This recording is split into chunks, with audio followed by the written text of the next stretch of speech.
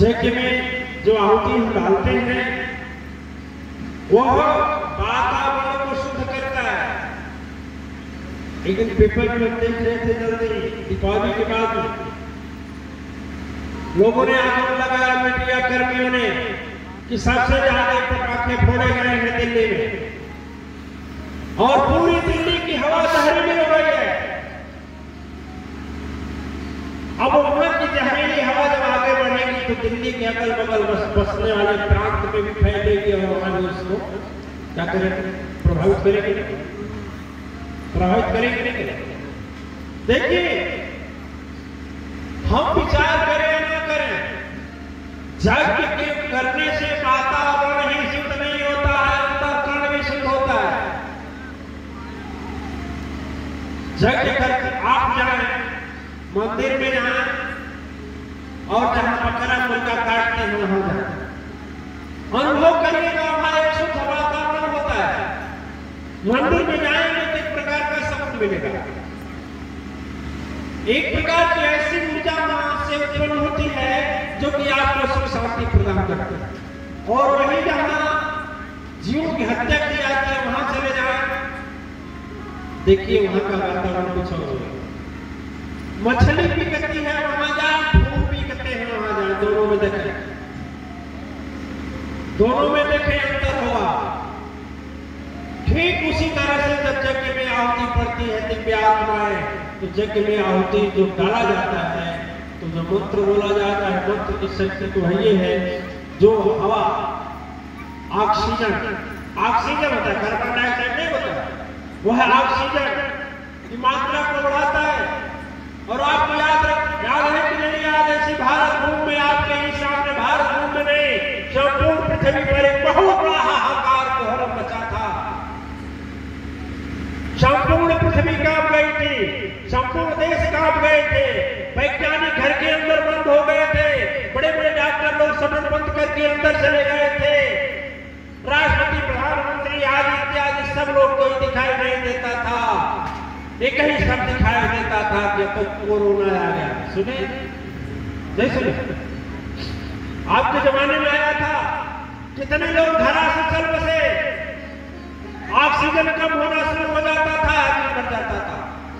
एक कोरोना का वायरस फेफड़े में जाता था और फैल करके मौत ऐसी तांडव करती थी कि बाप रे बाप, स्मशान भूमि पर जलाने के लिए न लकड़ी रहती थी और न जगह, वैसे फेंक दिया जाता था। इतना मतलब के लोग प्रेमी आदमी मर जाता था घर का, लेकिन पता लगा कि छूने से कोरोना फैलता है तो लोग फूंकते तक नहीं थे, जलाने छोड़ के फेंक कर चले आते थे। कुत्ते बिल्ली उसको कूदते थे, घूमते थे। यही आपका माया नगरी है, यही आपके लोग हैं, यही आपका संसार है, जिसके लिए आपने धर्म छोड़ा, सत्य छोड़ा, सदगुरु को छोड़ा, धर्म समाज को छोड़ा।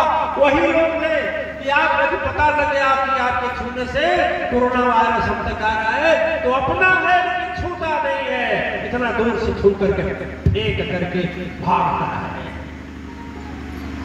इस पर भी आप लोगों के समझ में न आवे। जिस समय परम सत्य सत्ता के द्वारा इतनी बड़ी भयंकर महामारी धरा करती गई थी दिव्यात्माएं, ऐसे हालात में न चिकित्सा विज्ञान के पास कोई, चिकित्सा विज्ञान के पास न अस्त्र था, न वैज्ञानिक के पास अस्त्र था, न तांत्रिक के पास अस्त्र था, किसी के पास तंत्र मंत्र का अस्त्र नहीं था। सब लोग आवाज थे यह बताने के लिए, यह समझाने के लिए कि विश्वनियंता परम शक्ति सत्ता की सत्ता आज भी मौजूद है और वह सत्ता से बाहर जाने वाला तेरा खैर नहीं है। कभी घमंड में सोच मत लेना कि मैं वैज्ञानिक हो गया हूं, संपूर्ण पृथ्वी का सुख मेरा होगा। कभी सोच मत लेना कि तू ही सबसे बड़े हो, संसार में कोई बड़ा नहीं है। इसलिए महामारी का एक दशक चला और उस महामारी ने जिसको उसी को छोड़ा जिसको